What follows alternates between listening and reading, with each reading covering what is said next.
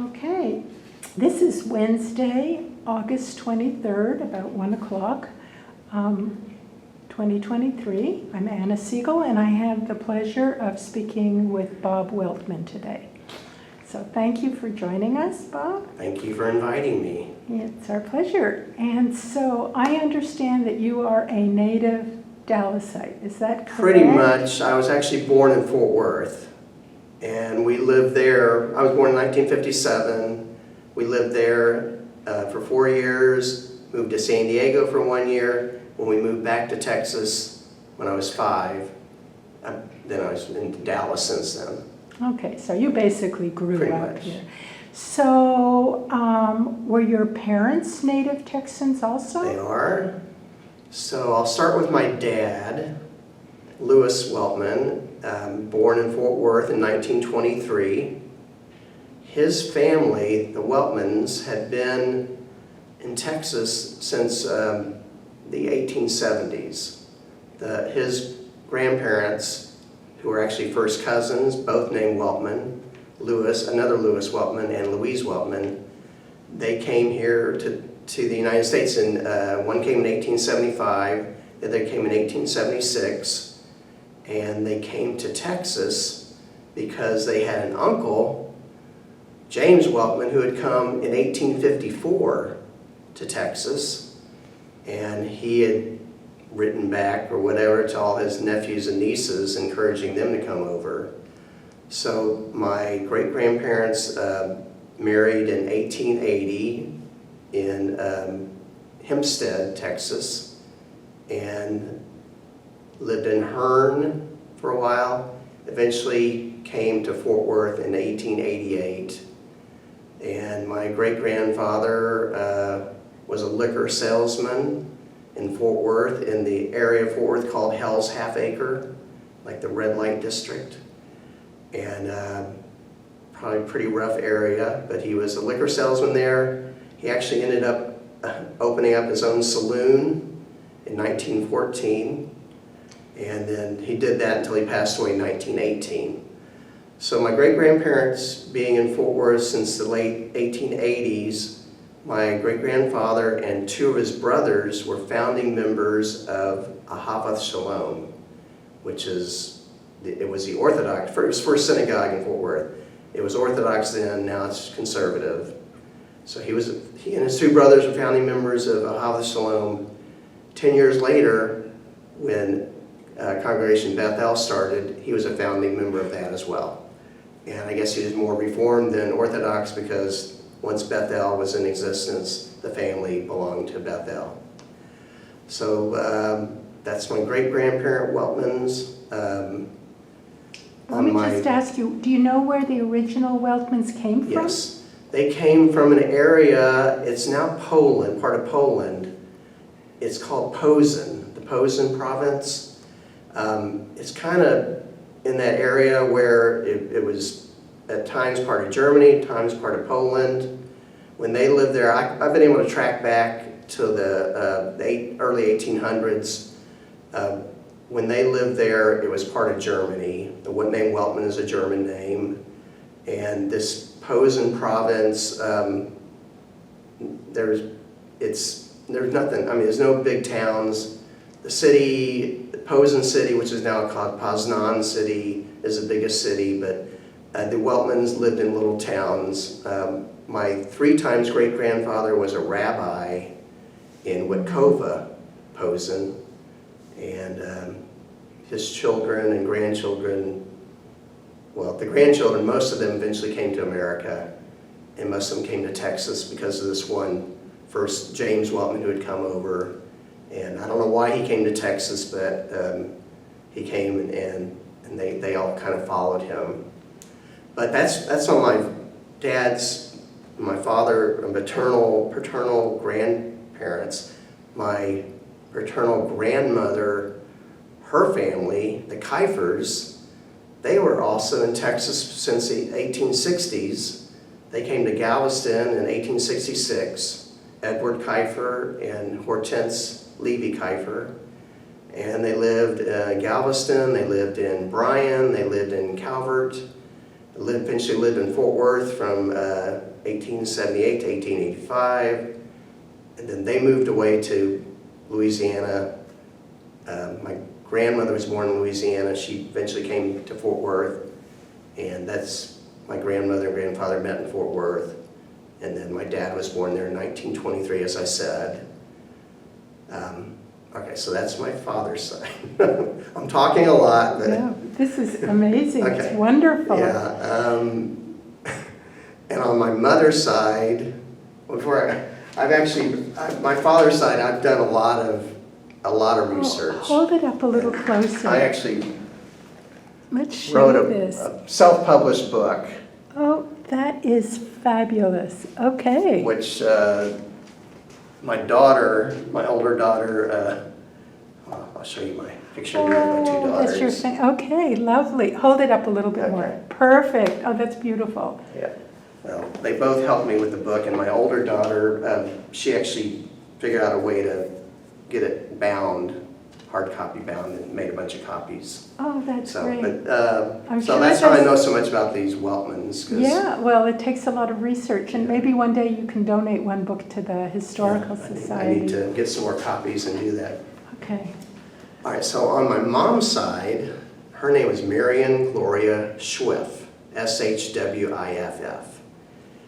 She was born in Dallas in 1928.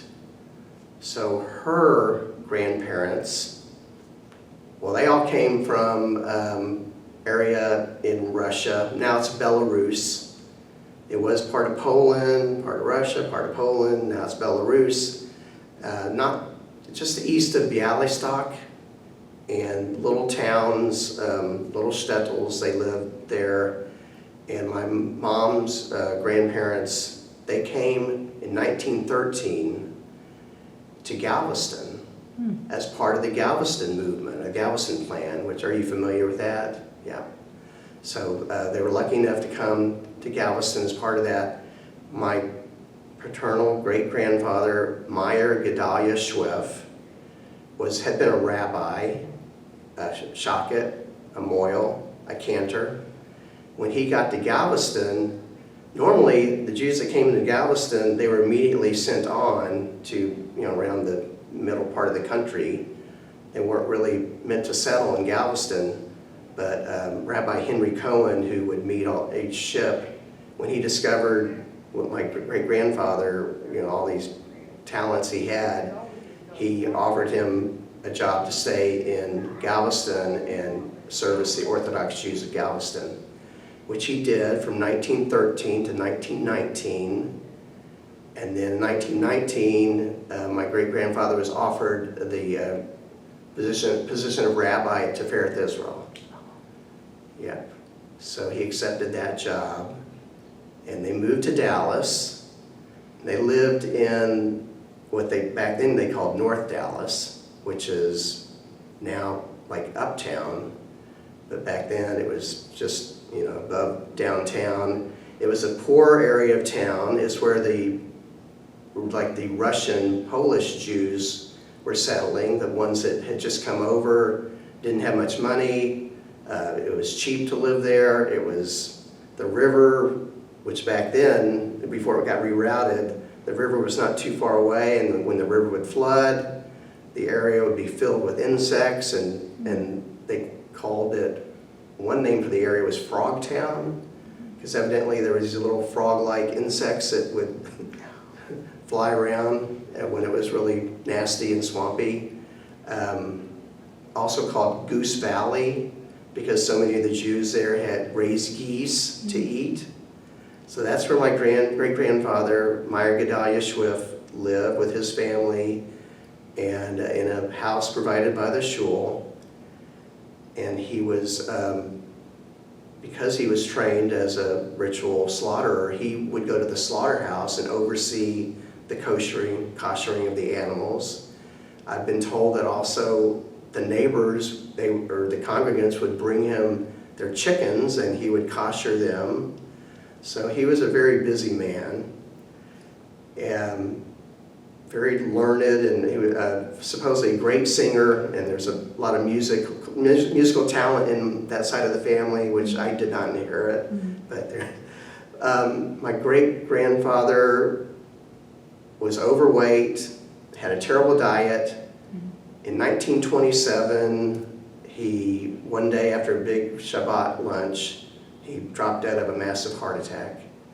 He was 59, which back then is not that young, but I'm sure his diet, his being overweight, but another thing that probably led to his death, he had been under a tremendous amount of stress. The day before, he had to go to federal court and testify against a man who, this is back in Prohibition. So in Prohibition, synagogues and I guess Catholic Church, they could obtain wine, but they had to jump through hoops. They had to get permission and fill out paperwork. Well, my great-grandfather and also another rabbi in Dallas, they'd been scammed by a man impersonating a Prohibition's enforcement officer. He'd been scammed out of $300, which in today's dollars is like $5,000. And he had to go to federal court and testify, and had to be stressful and embarrassing. And I think, personally, I don't know for sure, but I think that may have led to him having a heart attack the next day. So he died.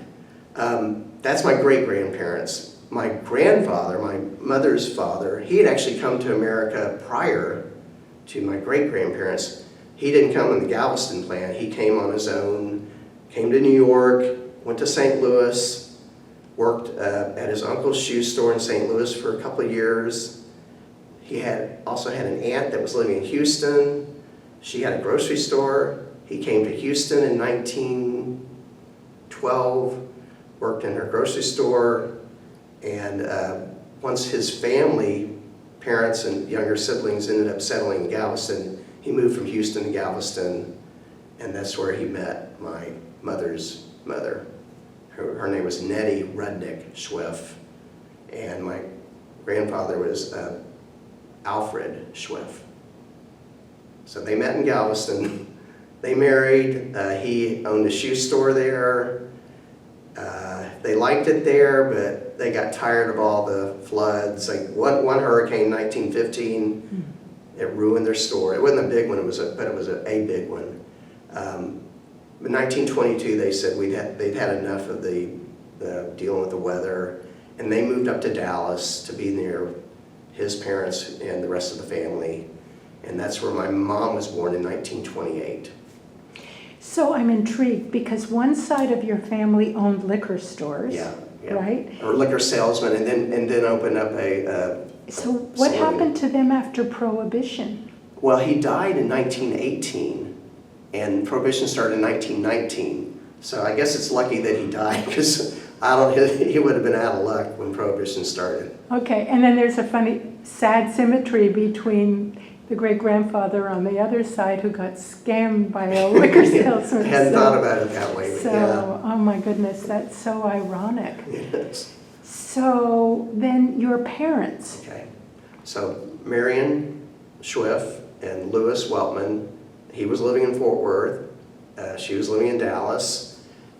The Fort Worth Jewish boys evidently would come to Dallas periodically. I guess there weren't enough Jewish girls in Fort Worth. They'd come to Dallas periodically and have picnics or whatever with the Dallas Jewish girls. He met my mom, and they ended up getting married. They got married in 1951.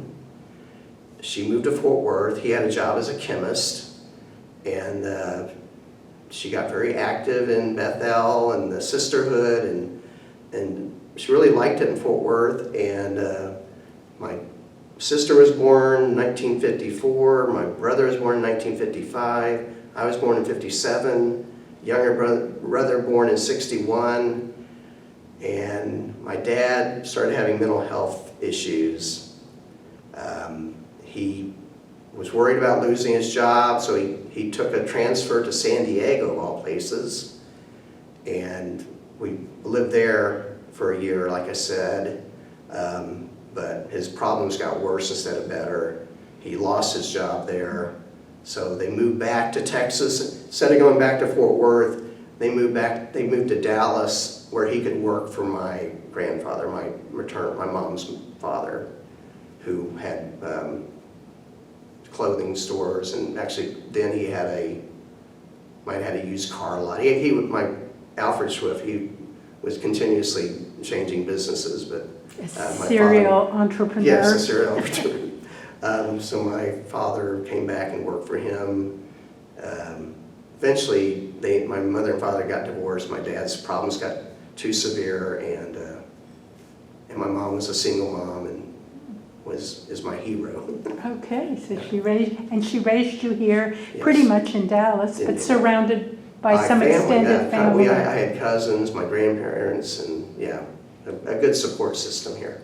Okay, so let's jump to you then. So you grew up pretty much your whole life here in Dallas. Yep.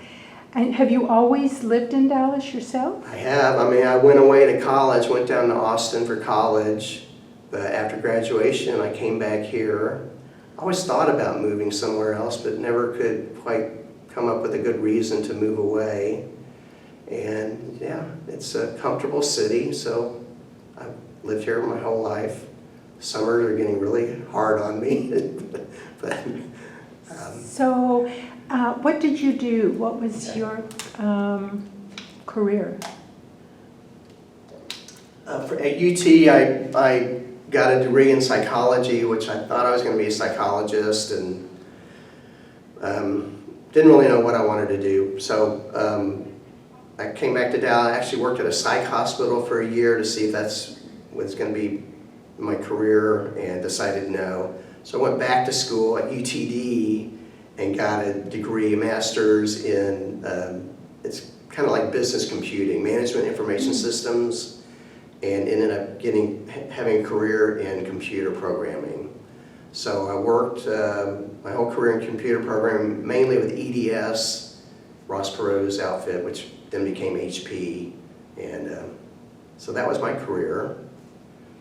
So growing up in Dallas, well, let's start. Where did you live as a child in Dallas? So when we came to Dallas, my mom and dad were still married. Of course, money was an issue because he was not able to hold a good job. They decided to rent a home, and the best deals were in Northwest Dallas. We lived near Royal Lane and Webb's Chapel, and not really a Jewish area. There's a few Jewish families, but the Jewish area was further east. But that was what they could afford, and it wasn't too far from the rest of the family. So I grew up in Northwest Dallas. I graduated from Thomas Jefferson High School, and there was maybe 10 or 12 Jews in my graduating class. So I mainly had Gentile friends, but we were involved with Temple Emmanuel. I went to JCC camp, day camp every summer, loved it. This building held very special memories for me, and it was a nice childhood. Nice. So you said there weren't that many Jews at your high school and in your neighborhood. Did you experience any anti-Semitism? Not really,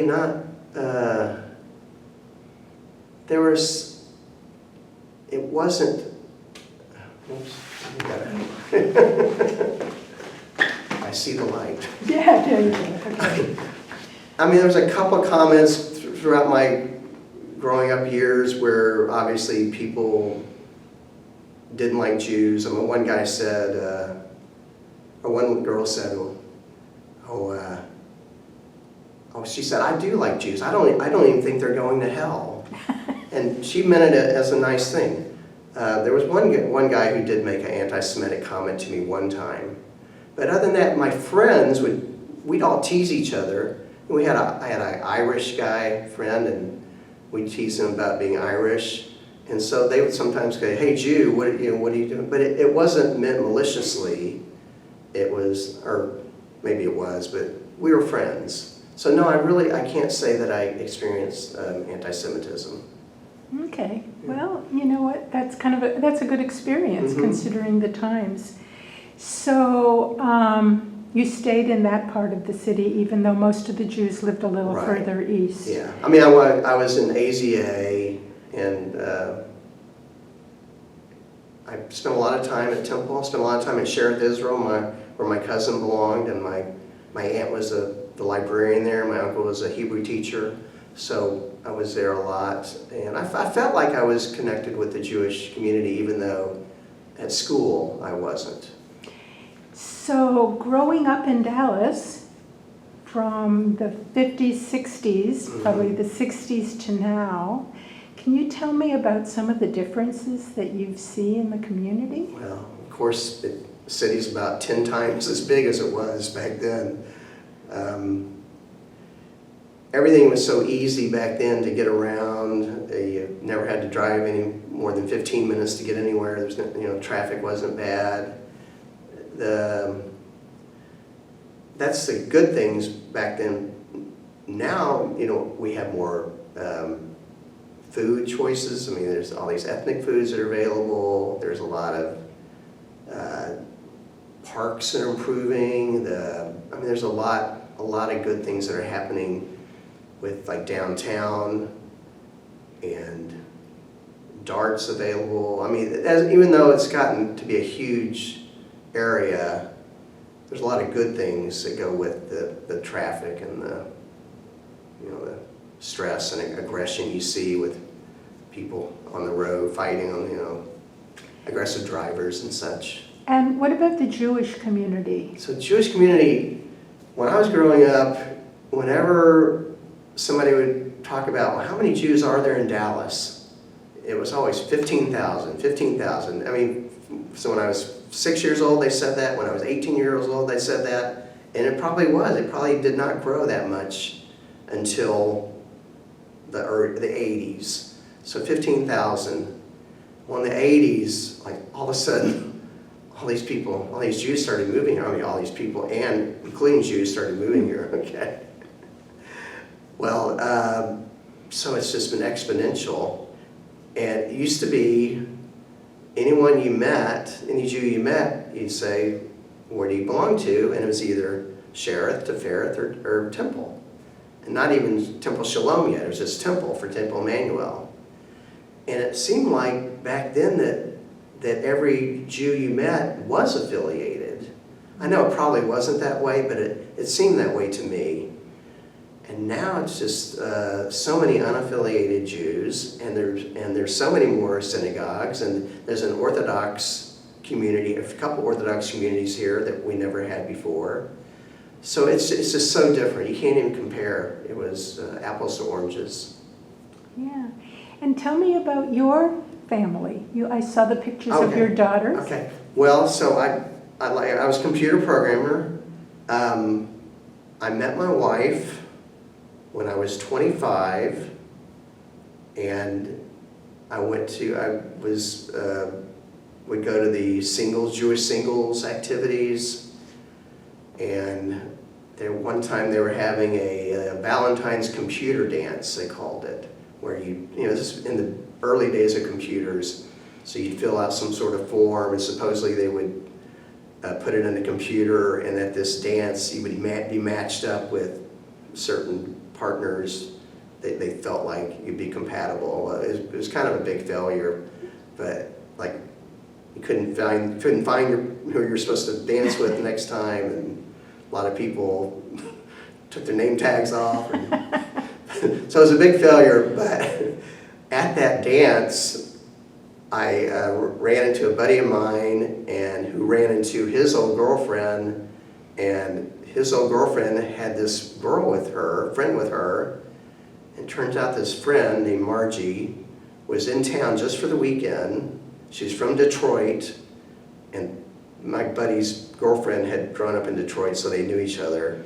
And this Margie had been in Houston working on an audit. She was an accountant, and she had arranged to come to Dallas just for the weekend to visit her friend, and then go back to Detroit the next day.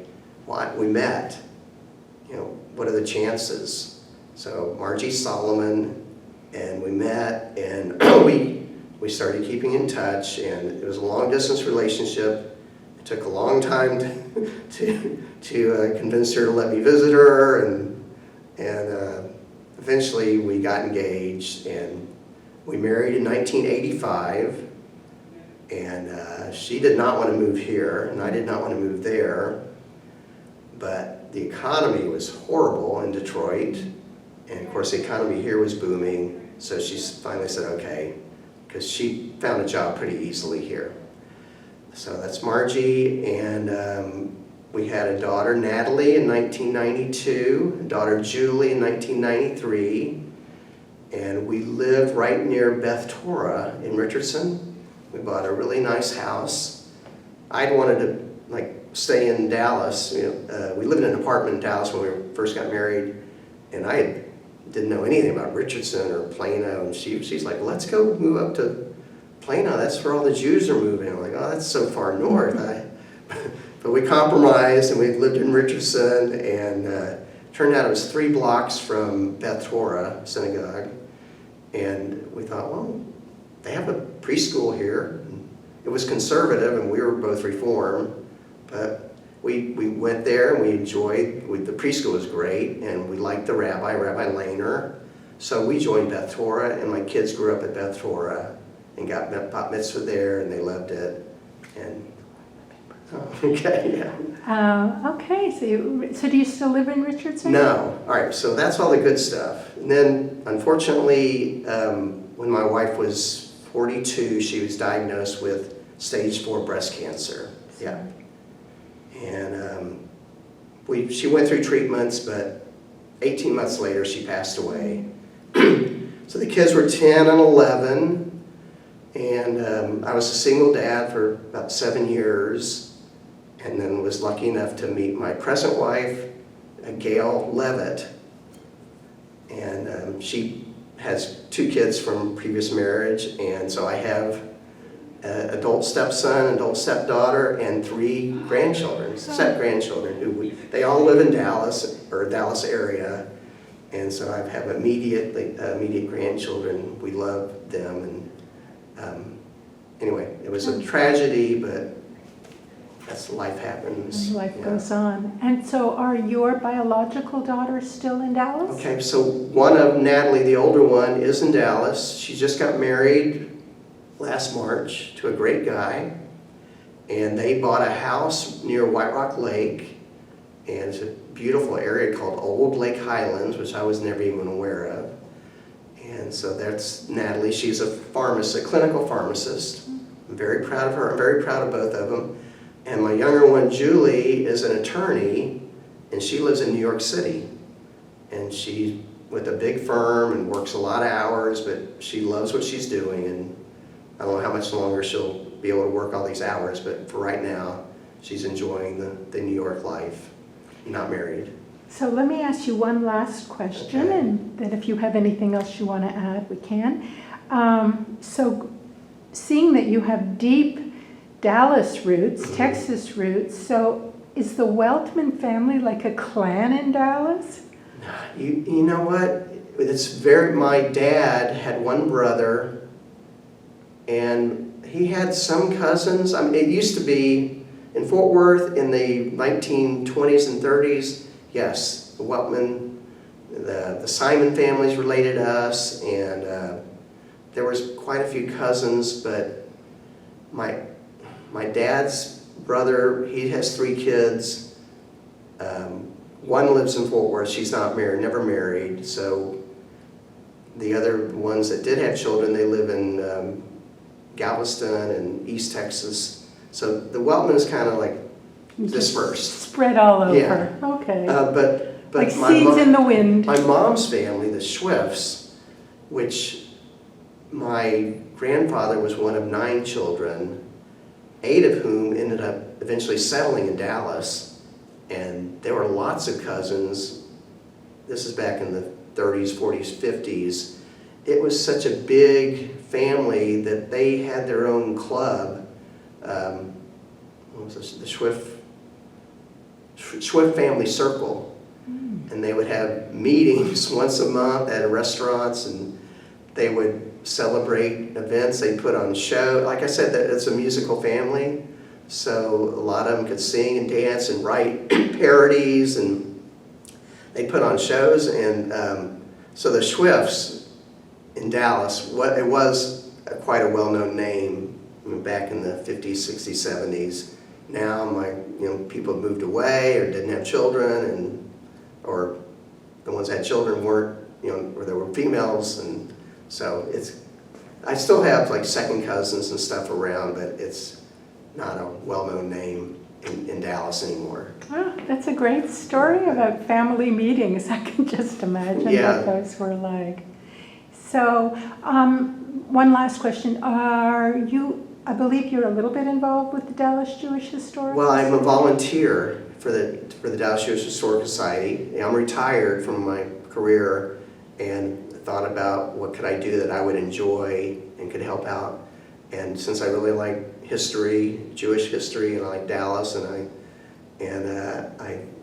what I do right now is I transcribe mainly old audio interviews to written word, and then input them into the database so that whoever can search for subject matter from the interviews. So I'm enjoying that. That's great. Yeah. That's Was great. that the question? Was that the only question? Yeah, I was Okay. just going to ask about your Oh, yeah, involvement in the yeah, Jewish so community. adoption. Anything? Yeah. My wife and I belong to Temple Emmanuel, and I'm not real active in other Jewish stuff. I do belong to the Texas Jewish Historical Society, which is another fun organization, and I'm enjoying my retired life. Yeah, that's great. Thank you so much. Thank you.